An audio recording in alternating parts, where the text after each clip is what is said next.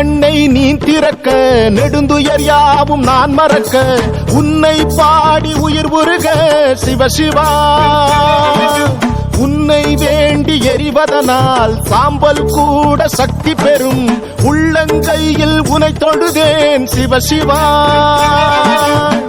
ஆதிமூல பரம்பொருளே வானம் யாவும் உன்னிறமே